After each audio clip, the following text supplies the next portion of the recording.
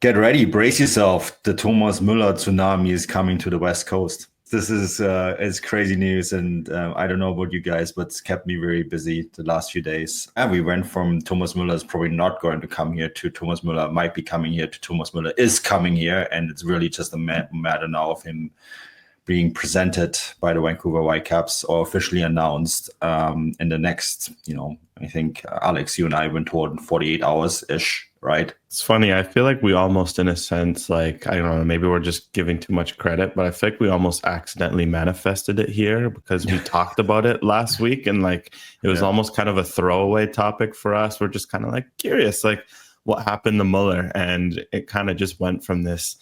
He wants to come to the West Coast. He wants to go to LAFC. LAFC don't really want him, to all of a sudden Vancouver came in the picture. I guess, Manuel, to dive into that, like how quickly did this happen? Because literally 8 days ago, we were on this show and we had no idea where it was going. And within 2-3 days, it was almost a throwaway on the broadcast of the All-Star game. And now a week later, it's happening. So at the All-Star game, I can say that, Whitecaps were always interested, right? But they themselves and Schuster went on Sekeres and Price and said, like, look, we can't make this happen.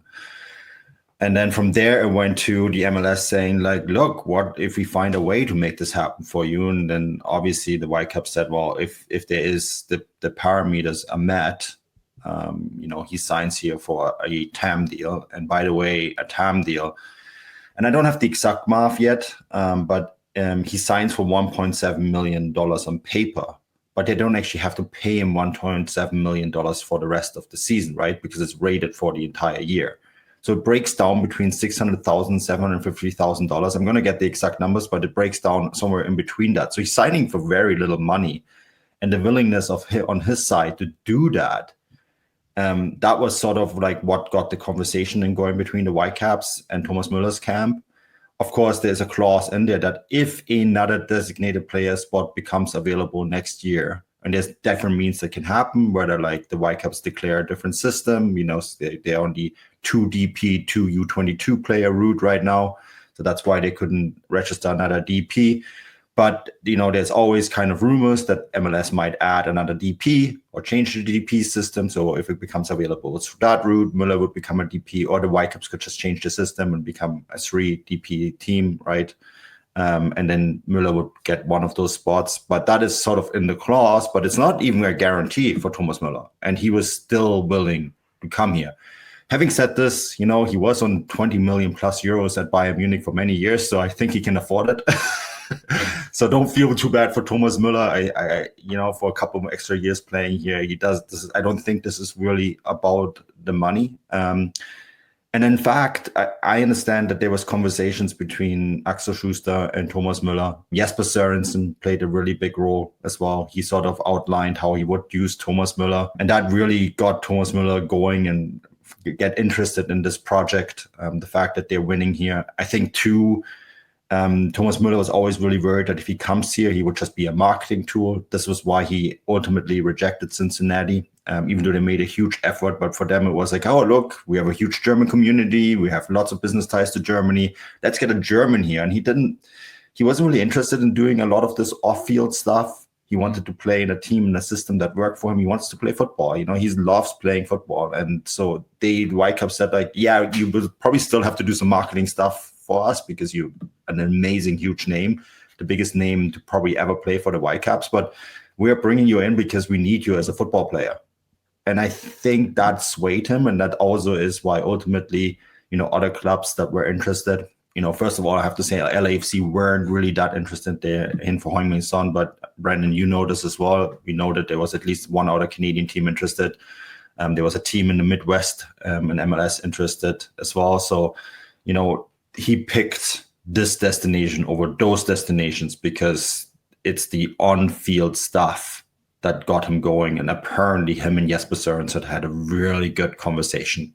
And that was sort of the final thing that got him to decide to play for the Whitecaps. I mean, who would have thought that being one of the forgotten teams in MLS would work to their advantage in the sales pitch? So hey, we play our games at 10:30 in New York. It's 10:45. Nobody's watching us. Nobody even knows who Ryan Gauld is. This is a great spot for you. You just want to play football? Great. Yeah. Only we'll see you and we'll benefit from it. Although, like having said that, I don't think that quite plays a role for a lot of those big stars. Remember, the team that always gets the biggest stars, or until Miami showed up, was LA Galaxy and LAFC. Right. And they play in the same time zone than we do. I do think there is often that East-West kind of feeling, how much attention was really paid to the reporting that we did on the West Coast. All the Toronto media didn't even quote our West Coast media, even though we broke the story. There was many people that were on it and broke it. And, we did kind of get ignored from our own media outlets. So what is the expectations then that we then like have interest from out East?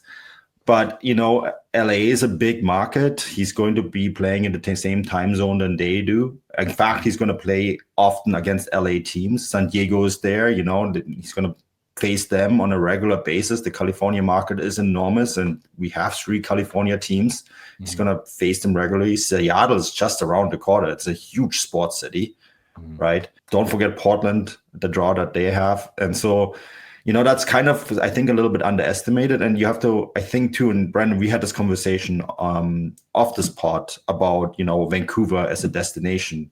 And I think for a lot of Southern Europeans, it's kind of like, it's cold and it's wet and it's not that interesting. Germans pay a lot of money on a very regular basis to come here year round, right? There is 3 direct flights every single day from Vancouver to Germany, 2 to Frankfurt in the summer, and then 1 to Munich, pretty much year round now as well. So, I do this all the time. I fly home all the time, and I avoid flying via Toronto all the time because when we fly via Toronto, it's about 8.5 hours to Munich. When you fly via Vancouver, it's 9 hours. The difference isn't even that big, right? Wow. So for him, it's like, hey, if I need to go home, I just fly first class back. This is the other thing. They don't fly the same kind of like economy class back in the plane than we do. He can just jump on a flight and be back home in 9 hours if he needs to be. And so, I think for a person and a player like Thomas Müller, this is actually a huge draw. He doesn't necessarily need all that other stuff. And he doesn't need to be in Miami. He doesn't need to be. In fact, he complained about the heat out east during the Club World Cup, right? Mm-hmm. Here we have 25 degrees tops. It never gets cold, it never gets hot. That's kind of like, if you tell that to a German, they'd be like, perfect. That's where I need to go.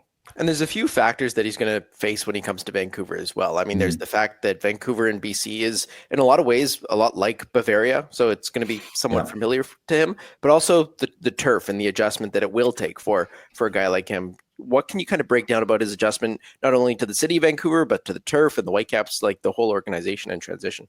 Did they tell him it was turf, Manu? Yeah, I'm pretty sure they told him it's turf, but I don't think he cares. This is a person that cares about these things very little. And he's never had a major injury his entire life, right? Like, he never had ankle problems. He never had knee problems. I guess at 35 playing on turf, maybe he find out now that that's a reality.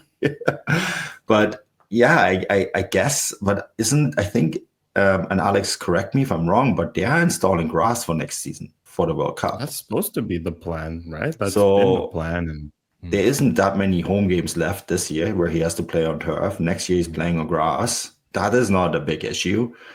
And I think a lot of the other teams that he's going to face on the West Coast play on grass. So I don't think he cares about that sort of thing, to be honest with you. Like, I don't think that is something that really worries him. He's a very carefree kind of character in that way.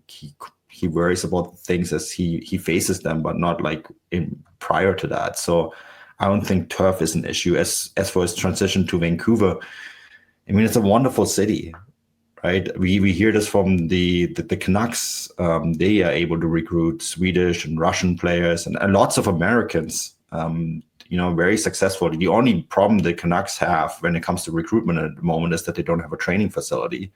But like, their biggest selling point in the past has always been the city itself, right?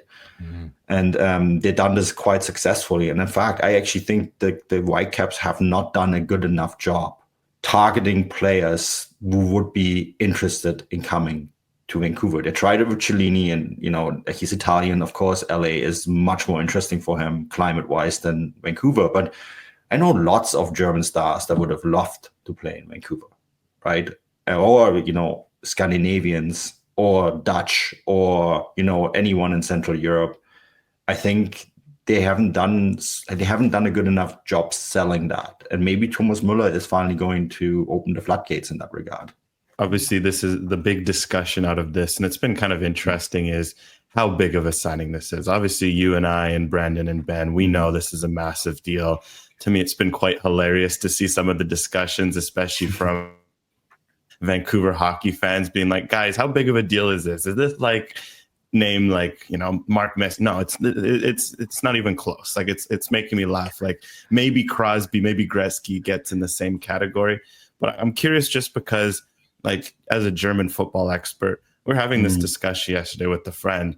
Like, he's also like pretty, in terms of German footballers, like obviously I would think of, Gerd Müller, Beckenbauer, maybe guys like Rudi Völler, Philipp Lahm, Manuel Neuer. But like after that kind of group, he's kind of right up there. Like, how big of a deal is this for those who don't understand like what level of star is coming to Vancouver in terms of what he's achieved on a football? Well, he and Toni Kroos are the most decorated German players, right? So you saying he's right behind them, I would say actually he's probably ahead of a lot of those names that you named. I can think Franz Beckenbauer, Gerd Müller, obviously. Sepp Maier is another big one. Beckenbauer and Gerd Müller played over here, right, in the old NASL days. But I think Thomas Müller, together with Toni Kroos and Bastian Schweinsteiger, comes in that category right after that. You have to remember we have 4 World Cup winning teams in German history, and the World Cup winners and the biggest stars of those World Cup winning teams are kind of like in this pantheon of German greats. And Thomas Müller was a key player in that World Cup winning team, right? He was the top scorer. And so, he is very much up there. I would say him and Toni Kroos, we're looking back now 2 or 3 years from now when they retire, or even 4 or 5 years from now, and we say like they were the true greats of that generation. It doesn't get bigger than that. And then we probably will have to even redraw like how we see the German pantheon, because like Franz Beckenbauer, of course, will always be at the top. Then comes Gerd Müller, Paul Breitner is in there too. But I would actually argue that Toni Kroos and Thomas Müller will probably be in it too now. Same with Bastian Schweinsteiger, right? And Manuel Neuer, of course, once he retires. Those stars are in it. They're World Cup winners, and they've won everything there is to win. And this the number, 34 major titles won by Thomas Müller. Like, just let that sink in. Him and Ryan Giggs have won the most leagues titles in the top 5 leagues with 13. That is the sort of category we're talking about. And I think that is, I think it doesn't get much bigger than Thomas Müller at this point. I was thinking about like the other MLS comparisons, right? And like Pirlo and Lampard and Gerrard, they were, I think, at a tier where maybe their names were bigger in some spheres, but you didn't expect them to bring any level of game that we saw in the past. You hope that they would show the same flashes, right? And I think for a lot of people, it was one of those like, you never want to meet your heroes because it was disappointing, particularly Pirlo, I think, right? You see these names now after Messi, Suarez, okay, Rodrigo de Paul, but even like Gareth Bale. Like, to me, I think Müller pips all of them. The only name that's the biggest surprise. Yeah, I would put him Müller on that category. level. Yeah, I think Kaká is the best comparable because he came to Orlando, and Orlando's far away for us, right? But he had pretty good impact there, and he was a really important player for them for 2 or 3 years, and came over with sort of the similar kind of pedigree, not like the super flashy player, no Messi, but like so very important for his team. And I thought about this long and hard yesterday. I think that is probably the best comparable. And also like Orlando City, not like they're kind of like the Florida equivalent of the Whitecaps, right? Great point. Yeah. The small market comparable, the Eastern Conference comparable, I would say, for sure. Yeah. So I think that is what we're kind of talking about here. Do you think Fonzie or Carlo Ancelotti played any role here and were consulted at all before Müller came to this decision? I think Fonzie definitely is the reason why he's coming. The reason. Well, how else would he have heard about the Vancouver Whitecaps? Having said that, Michael McCall from the Afton Football Show posted this on Blue Sky. He did play in 2007 against a Vancouver Whitecaps residency team. Wow.